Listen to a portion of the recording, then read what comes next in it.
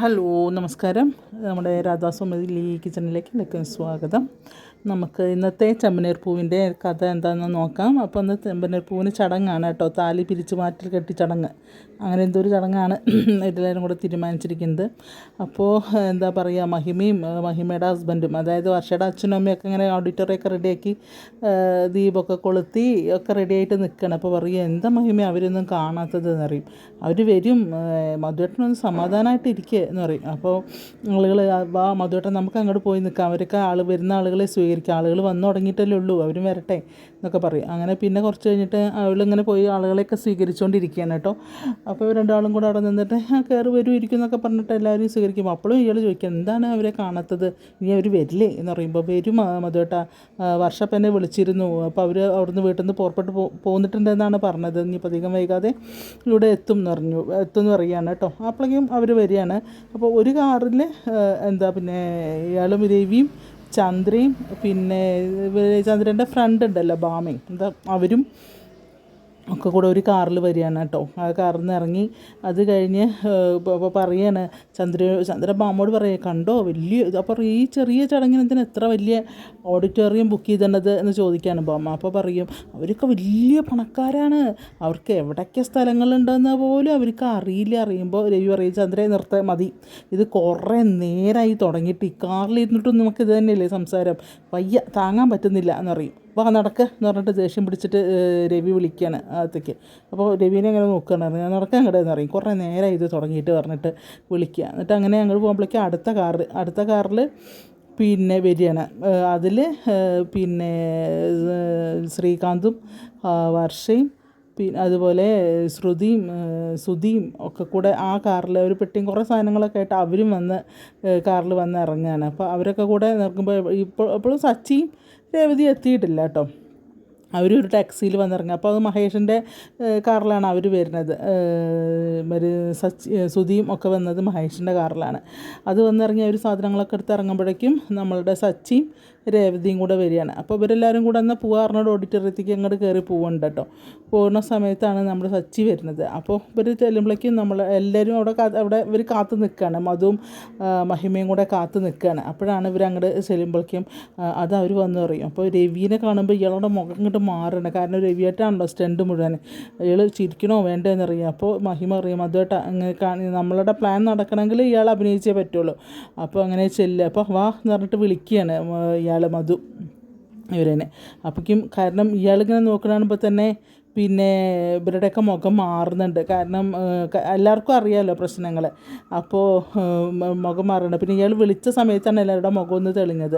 അപ്പോൾ അങ്ങനെ എല്ലാവരും കൂടെ അടുത്തേക്ക് ചെല്ലുകയാണ്. അടുത്തേക്ക് ചെന്ന് കഴിഞ്ഞിട്ട് കൈ കൊടുക്കുന്നത്, ഇങ്ങനെ നമസ്കാരം പറയണം. അപ്പോൾ പറയും, എന്താ സുഖമായിട്ടിരിക്കുന്നോ എന്ന് ചോദിക്കും രവി. അപ്പോൾ പറയും, എനിക്ക് സുഖമാണ്, അല്ലെങ്കിൽ എനിക്കൊരു കുഴപ്പമൊന്നുമില്ല, എൻ്റെ വീട്ടിലൊരു കുഴപ്പമില്ല എന്നിങ്ങനെ പറയുകയാണ് ഒന്ന് ആക്കിയിട്ട് മധു രവിയോട്. അപ്പോഴേക്കും എല്ലാവരുടെ മുഖവും മാറുകയാണ്. അപ്പോഴേക്കും ചന്ദ്ര അത് കൈകാര്യം. അപ്പോൾ ചന്ദ്ര പറയും, പിന്നെ എല്ലാവരും എത്തിയോ എന്ന് നോക്കുമ്പോൾ എല്ലാവരും വരുന്നു, നിങ്ങളൊക്കെ വരും, അങ്ങോട്ട് നടക്കൂ എന്ന് പറഞ്ഞിട്ട് മഹിമ ഇതൊന്ന് സോൾവ് ചെയ്യുന്നുണ്ട്. അങ്ങനെ എല്ലാവരും കൂടെ അങ്ങോട്ട് പോവുക.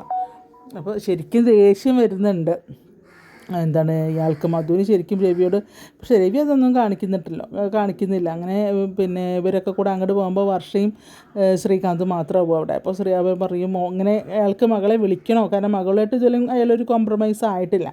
അപ്പോൾ മകളെ വിളിക്കണോ വേണ്ടയോ ഒന്നിങ്ങനെ ആലോചിച്ചിങ്ങനെ നിൽക്കുക. അപ്പോൾ ഇങ്ങനെ മിണ്ടാണ്ട് നിൽക്കുകയാണ്. അപ്പോൾ പിന്നെ പറയും, വാ മോളെ എന്ന് പറയുമ്പോൾ വർഷ ചെല്ലിയാണ്, കെട്ടിപ്പിടിക്കും, കരച്ചിലൊക്കെ ഗംഭീരം. അത് കഴിഞ്ഞ് ശ്രീകാന്തിനെ വിളിക്കും, വാ മോനെ എന്ന് പറഞ്ഞ് വിളിക്കുമ്പോൾ ശ്രീകാന്തും ചെല്ലും, ശ്രീകാന്തിനെയൊക്കെ കെട്ടിപ്പിടിക്കും. അപ്പോൾ മോള് സുഖമായിട്ടിരിക്കുന്നു എന്നൊക്കെയും പറയുമ്പോൾ സുഖമായിട്ടിരിക്കുന്ന അച്ഛാന്ന് പറയും. എന്നാൽ നിങ്ങൾ അങ്ങോട്ട് ചെല്ലുകയെന്ന് പറയും. അങ്ങനെ അവരങ്ങോട്ട് പോവുകയാണ്. അവർ രണ്ടുപേരും കൂടെ വെട്ടിക്കായിട്ട് അങ്ങോട്ട് പോവുകയാണ്. പോണ സമയത്ത് പിന്നെ ഇയാൾ മധു പറയുക, എവിടെ സച്ചി എവിടെ, അവൻ വരണമല്ലോ, അവൻ വന്നാലേ ഉള്ളൂ ഇപ്പോൾ ഈ കാര്യങ്ങളൊക്കെ നടക്കുക, സച്ചിയെ കാണാനില്ല, സച്ചി എവിടെയെന്ന് ചോദിക്കുകയാണ്. അപ്പോൾ സച്ചിയും പിന്നെ അവൻ വന്നാലല്ലേ ഉള്ളൂ ഇവിടെ അവർ പ്ലാൻ ചെയ്ത കാര്യങ്ങളൊക്കെ നടക്കുള്ളൂ. അപ്പോഴേക്കും സച്ചിയും നമ്മുടെ രേവതിയും കൂടെ അങ്ങോട്ട് വരികയാണ് കേട്ടോ. അപ്പോൾ അത് വരുന്നു, സച്ചി രേവതിയും കൂടി ഇങ്ങനെ വരുന്ന കണ്ടിട്ട് വരുന്നതാണ് സമയത്ത് ഇങ്ങനെ സച്ചി ഇങ്ങനെ അടുത്ത് വെക്കുമ്പോൾ ഇയാളിങ്ങനെ ആലോചിക്കുക, സച്ചി തല്ലിയതൊക്കെ ഇയാളിങ്ങനെ ആലോചിക്കുക. കാരണം ഇയാളൊക്കെ ചെകിട്ടത്തിട്ട് 4 കൊടുത്തിട്ടുണ്ട് സച്ചി മുന്നേ. ശ്രീകാന്തിനെ വളഞ്ഞിട്ട് തല്ലാൻ ആളെ വിട്ടിട്ട് അതിന് ചോദിക്കാൻ വരുന്നതാണ് സച്ചി അവിടെ. അങ്ങനെ അപ്പോൾ അയാൾ അതാ മനസ്സിലിങ്ങനെ ആലോചിക്കുക. അതിൽ നമ്മളെ സച്ചി അടുത്ത് പോയി നിന്നിട്ട് ഇങ്ങനെ കൈ നീട്ടിയൊരു തൊഴലാണ്. അപ്പോഴേക്ക് ഇയാൾ ഞെട്ടും.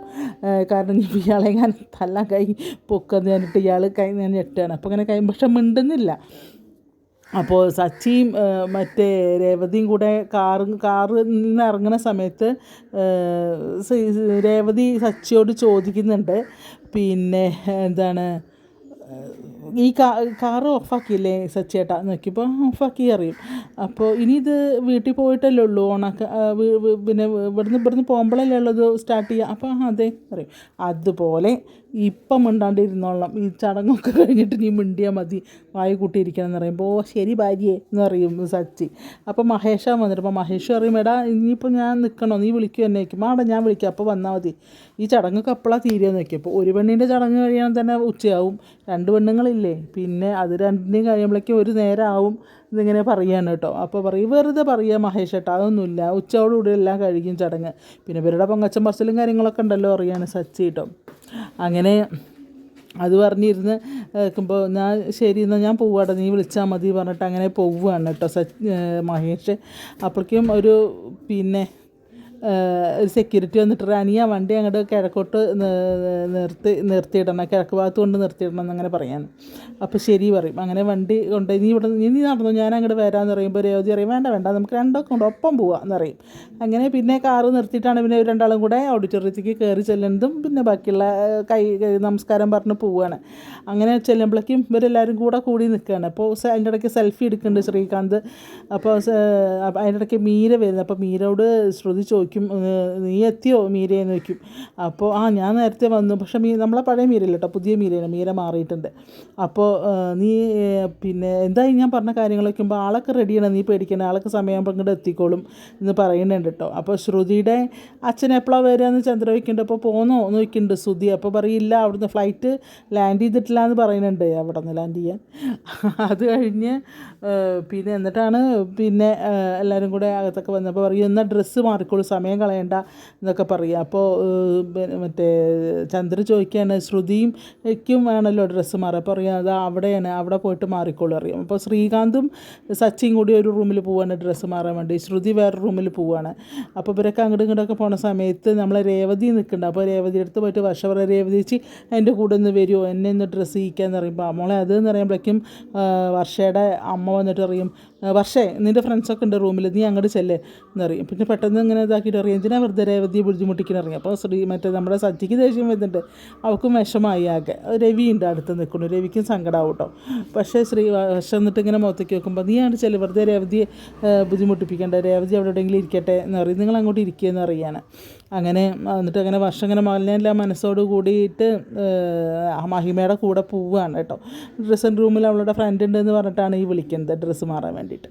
അത് കഴിഞ്ഞ് അപ്പോഴേക്കും രവി പറയുന്നത് നമുക്ക് ഇവിടെ ഇരിക്കാം എന്ന് പറഞ്ഞിട്ട് അവരൊരു സ്ഥലത്ത് പോയി ഇരിക്കും. അപ്പോഴേക്കും രവിക്ക് ഫോൺ വരിക, രവിയുടെ ഒരു ഫ്രണ്ട് ഉണ്ടല്ലോ അയാൾ വിളിക്കുന്നുണ്ട് പറഞ്ഞിട്ട് പറയുക, അമ്മ വിളിക്കുന്നുണ്ട്, ഞാനൊന്ന് അങ്ങോട്ട് ചെല്ലട്ടെ എന്ന് പറഞ്ഞിട്ട് ഇയാൾ അങ്ങോട്ട് ചെല്ലുകയാണ്.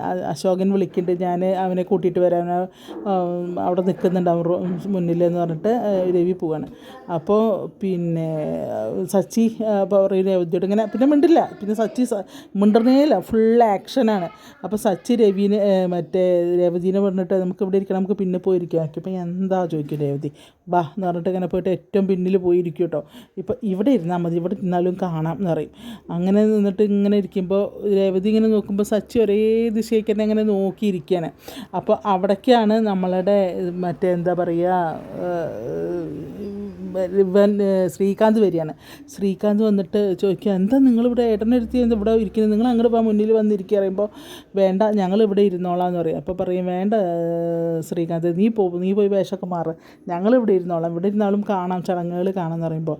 അപ്പോൾ സച്ചി ആക്ഷൻ കാണിക്കുകയാണ്, പിന്നെ ഇവിടെ ഇരുന്നോളാം, നീ പോയിക്കോ എന്നൊക്കെ പറഞ്ഞിട്ട്. അപ്പോൾ പറയും ഏട്ടൻ എന്ത് പറ്റി വയ്ക്കുമ്പോൾ ഒന്നുമില്ല ഏട്ടനൊന്നും പറ്റിയിട്ടില്ല ശ്രീകാന്ത്, നീ ചെന്ന് ഡ്രസ്സ് മാറിയിട്ട് വാന്ന് പറഞ്ഞിട്ട് ഇങ്ങനെ രേവതി പറയും. അപ്പോൾ അങ്ങനെ വിഷമത്തോട് കൂടിയിട്ട് പോവുകയാണ്. അപ്പോൾ ഇവിടെയൊക്കെ ആൾക്കാരിങ്ങനെ ഇതാക്കി വെച്ചിരിക്കുക. കാരണം ഇവർ വന്നിറങ്ങിയപ്പോഴത്തേനും ഒരുത്തം വന്ന് പറയേണ്ട അവരെത്തി എന്ന് പറഞ്ഞിട്ട് മഹിമേൻ്റെ അടുത്ത് വന്ന് പറയുന്നുണ്ട്. കാരണം പ്രശ്നം ഉണ്ടാക്കണമല്ലോ അതിന് വേണ്ടിയിട്ട്. അത് കഴിഞ്ഞിട്ട് പിന്നെ രവി പോയിട്ട് അശോകനെ വിളിച്ചിട്ട് പറയും, അശോക വാ എന്നൊക്കെ പറയും. ഈ ഒരു ചടങ്ങിന് ഇത്രയും വലിയ ഓഡിറ്റോറിയം എന്നൊക്കെ പറയും, അവരൊക്കെ വലിയ വലിയ ആൾക്കാരല്ലേ എന്നൊക്കെ പറയും. മാത്രമല്ല അപ്പോൾ ശ്രുതിയുടെ അച്ഛൻ വന്നോ മഹലേഷ്യന്ന് നോക്കുമ്പോൾ പോന്നിട്ടുണ്ടെന്ന് തോന്നുന്നു, എത്താറായിട്ടുണ്ടാവുമായിരിക്കാം. അപ്പോൾ ഫ്ലൈറ്റ് ലാൻഡ് ചെയ്ത് കഴിഞ്ഞ ഉടനെ വരും. അപ്പോൾ അധികം ദൂരമൊന്നുമില്ലല്ലോ ഇവിടേക്ക് വരുന്നുണ്ടാവും എന്നിങ്ങനെ പറയും. അപ്പോൾ എന്തായാലും ഇങ്ങനെ എല്ലാവരും കൂടെ ഒരുമിച്ച് കൂടിയിരിക്കുന്നത് കാണുമ്പോൾ തന്നെ ഒരു സന്തോഷമല്ലേ എന്ന് പറയുമ്പോൾ അതെ എന്നൊക്കെ പറയാം. നീ വാ എന്ന് പറഞ്ഞിട്ട് അങ്ങനെ വിളിച്ചുകൊണ്ട് പോവുകയാണ്. വിളിച്ചുകൊണ്ട് പോയിട്ട് പിന്നെ അവിടെ തന്നെ മറ്റേ ഓഡിറ്റോറിയത്തിൻ്റെ ഒരു ഭാഗത്ത് രണ്ടാളും കൂടെ പോയിരിക്കുന്നുണ്ട് കേട്ടോ. പോയിരുന്ന് ഇങ്ങനെ സംസാരിച്ചുകൊണ്ടിരിക്കുമ്പോൾ ഈ മധു ഇതൊക്കെ, അതായത് വർഷയുടെ അച്ഛനെല്ലാം നോട്ട് ചെയ്യുന്നുണ്ട് ഇവർ വരുന്നത് ഇരിക്കുന്നത്. അങ്ങനെ ദേഷ്യം വന്ന പോലെയാണ് അയാൾ നോക്കുന്നത്. കാരണം ഇവരെ അറ്റാക്ക് ചെയ്തിരിക്കുന്നത് മറ്റേ ഇയാളെ തന്നെയാണ്, രവീനെയാണ് അവർ നോട്ടിട്ടിരിക്കുന്നത്. എന്തോ പ്രശ്നം ഒപ്പിക്കാനുള്ള ഇതിലാണ്. അതായത് രവീനെ തൊട്ട് കളിച്ച സച്ചിക്ക് നന്നായി പൊള്ളുന്നറിയാം. അതുകൊണ്ട് അതാണ് പ്ലാൻ ചെയ്തിരിക്കുന്നത് ഇവർ. അങ്ങനെ ഏതോ ഒരാൾ വന്നിട്ട് പറയും, അതാ ഇരിക്കുന്നത് കണ്ടോ അയാളാണ് പിന്നെ ആളപ്പോൾ രവി ഇങ്ങനെ ഓരോ കാര്യങ്ങൾ ഇങ്ങനെ അശോകനോട് പറഞ്ഞുകൊണ്ടിരിക്കുകയാവും.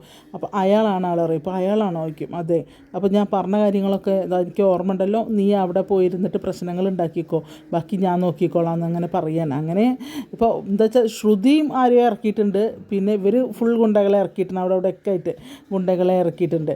അപ്പോൾ അങ്ങനെ അയാൾ വന്നിട്ട് ഈ രവിയുടെ അടുത്ത് വന്നിരിക്കുകയാണ് പ്രശ്നം ഉണ്ടാക്കാൻ വേണ്ടിയിട്ട്. അങ്ങനെ ഒക്കെയാണ്. ഇപ്പം ഇനിയിപ്പോൾ നാളെ ഉണ്ടാവുള്ളൂ നമ്മളുടെ എന്താണ് പരിപാടികൾ, എന്താണ് ഇവർ പ്ലാൻ ചെയ്തതെന്ന് നമുക്ക് നാളെ അറിയാം. ഓക്കെ, അപ്പോൾ ഇതൊക്കെയാണ് ചെമ്പനീർ പൂവിൻ്റെ കഥ. ആരും മിസ് ചെയ്യാണ്ട് കാണുക. അതുപോലെ ആദ്യമായിട്ടാണ് എൻ്റെ ചാനൽ കാണുന്നവരാണെങ്കിൽ ഒന്ന് സബ്സ്ക്രൈബ് ചെയ്താൽ ബെല്ലൈക്കണൊക്കെ അമർത്തി ഒരു ലൈക്കൊക്കെ തന്ന് സഹായിക്കുക പ്ലീസ്. അപ്പോൾ എല്ലാവർക്കും ഒരു ശുഭദിനം ആശംസിക്കുന്നു.